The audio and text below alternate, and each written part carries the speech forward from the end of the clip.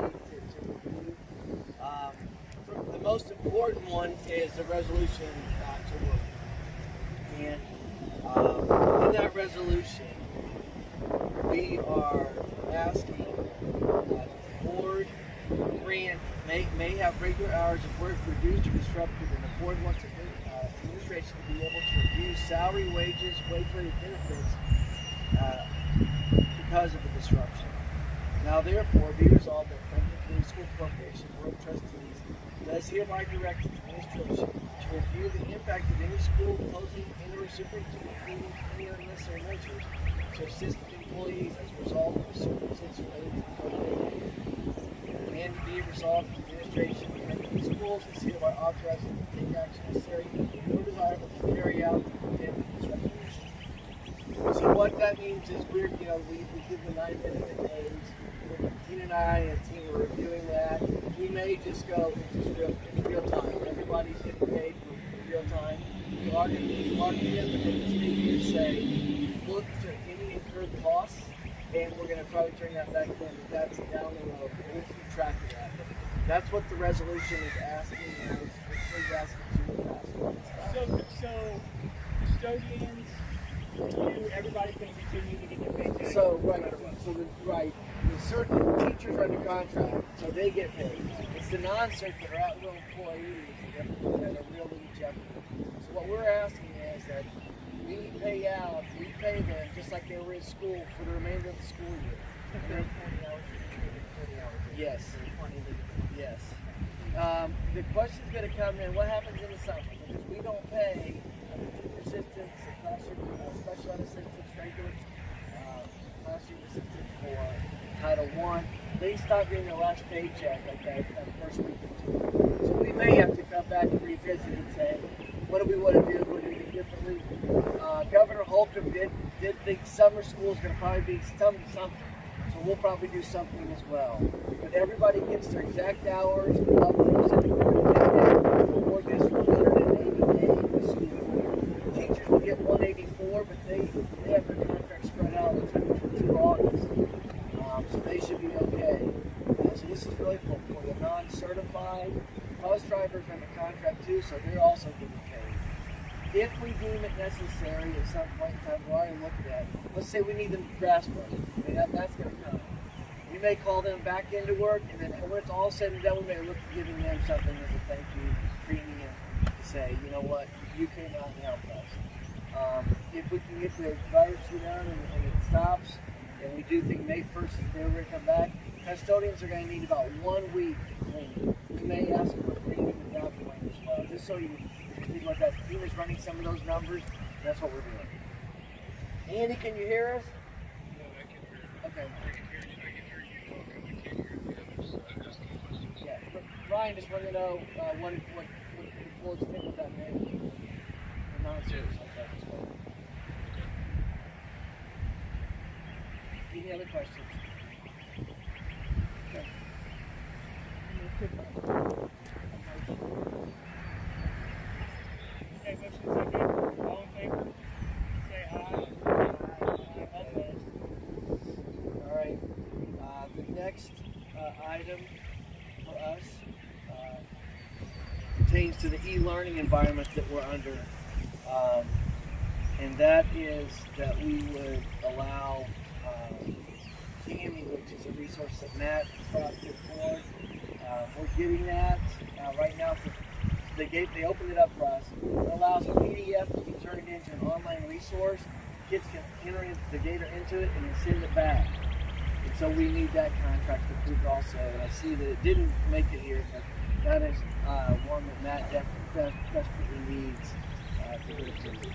It's on the version that Natalie posted. Okay. It's Chrome-based visualization.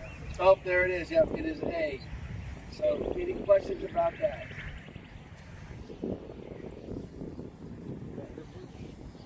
Ryan made a motion to approve.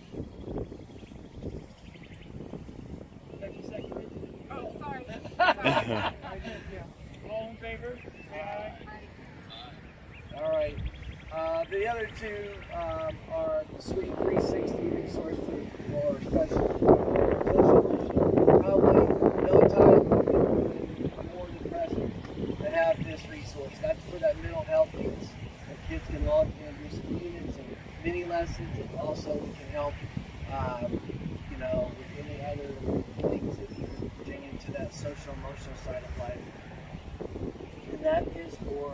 3-year contract, and that did negotiate that down for us. I think we're paying $19,200 a year. 19 a year, 19 a year. It was going to be 30, and Matt looked it down and said we're only going to have about 100 people on it at the time. And that's how they worked that out. So,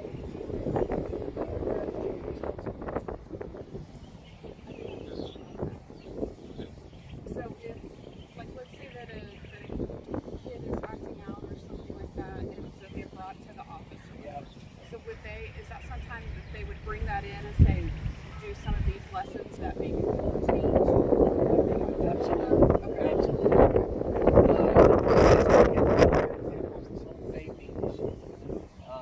There's a whole vaping module, and you'll get your ticket. They would go through the vaping module, and then that ticket would be put on hold. They would get it again, and the ticket would be issued. It's kind of a get out of jail free card on vape. And then there's a parent who's also mom and daddy too. Yeah. Oh,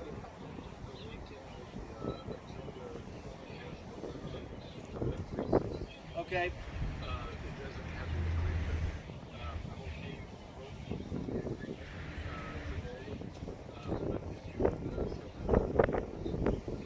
Okay, and we could also table it to our next budget meeting. Yeah, but all right, we'll do that. And the last one is just the ECA audit, which is going to be end up being on hold. But that was the gentleman out of Bloomfield. He's the one that was to come in and do the audit for our extracurricular activities. So we don't have any various things like that.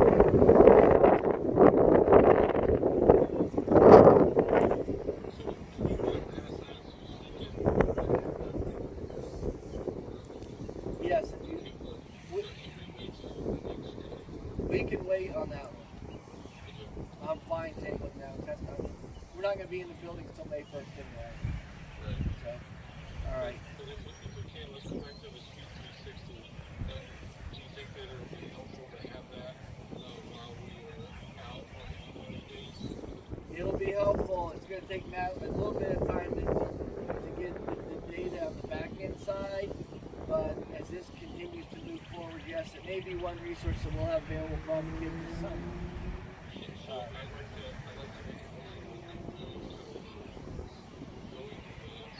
And again, David just set us up for a agreement. Okay.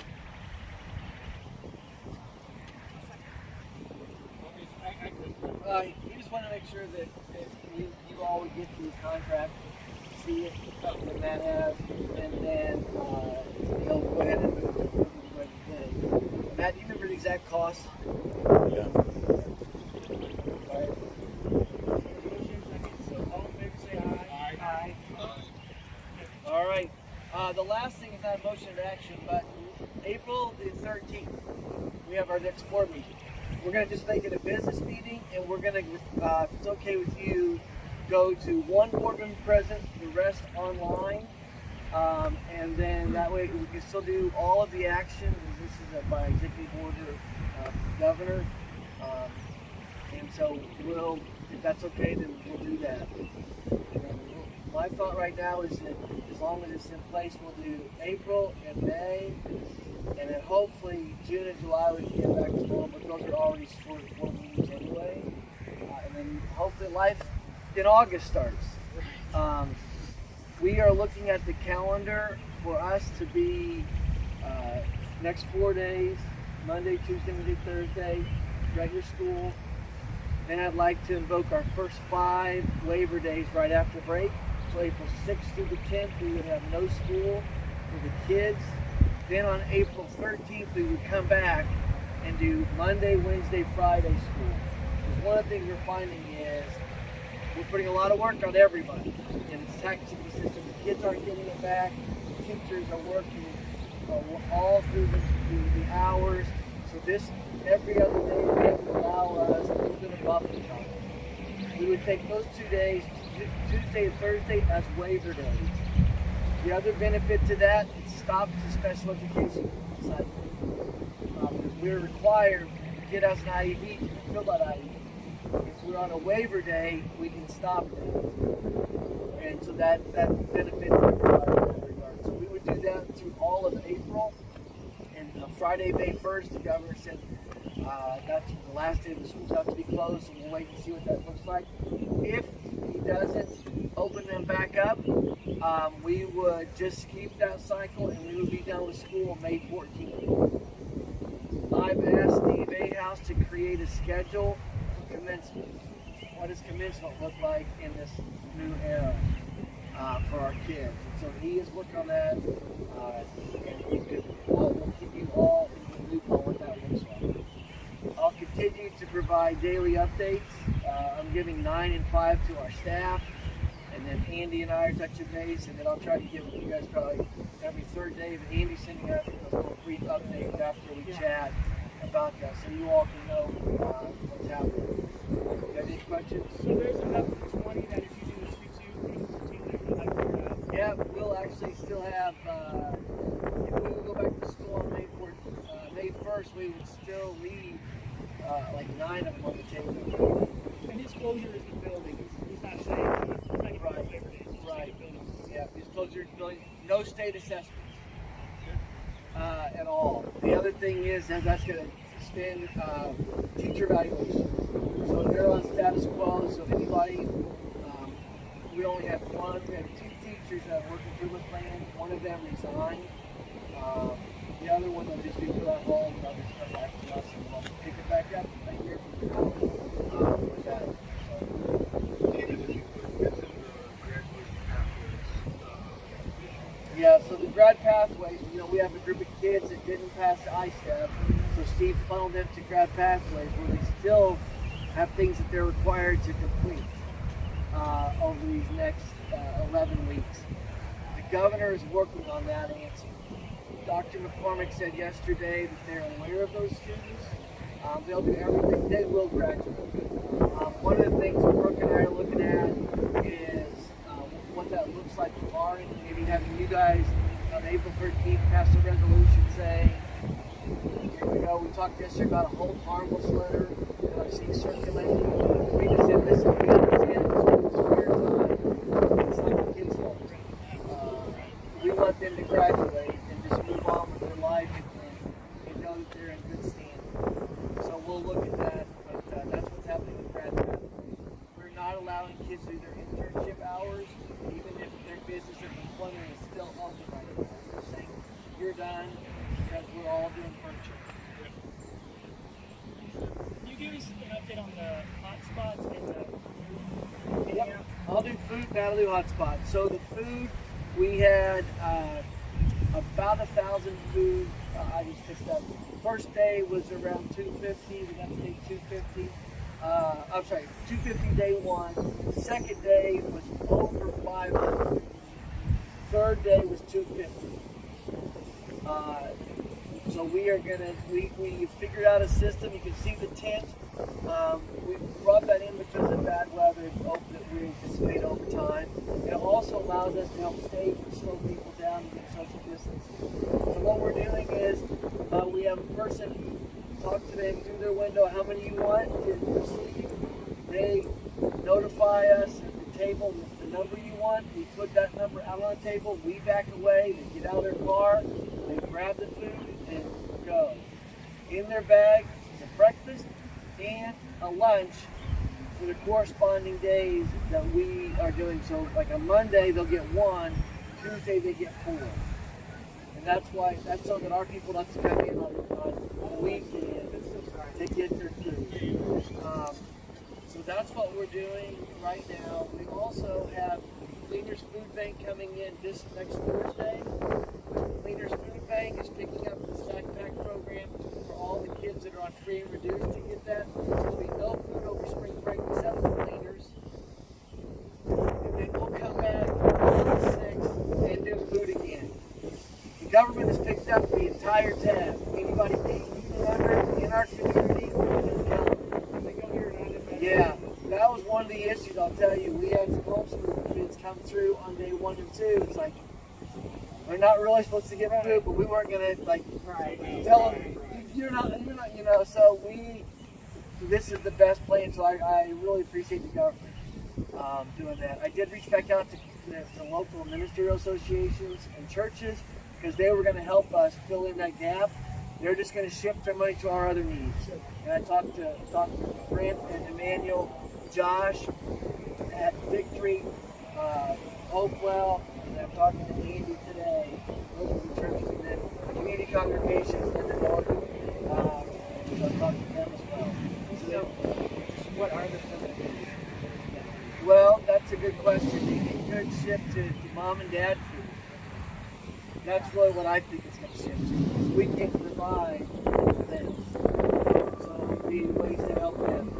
It may get down to helping some of our employees if it gets to the summer with some of the things that they need as far as utilities and that type of thing. So that's what we're looking at. If you guys can think of something we might need, they're open. They left it open and wide enough. But they do want their people that are donating to help us. So Matt, then hotspots. Hotspots. Initially, we discussed hotspots just because of the lack of data for some of our students. And we had the teachers communicate that, reach out to the students and say, hey, who needs a hotspot, and go from there for the data. Initially, I suggested 50 to order. David and Tina are like, let's go with 100. And so we pulled out the people that had requested it. We were about 80, realizing it would grow. So we were excited about the 100. The requests are now up to 150.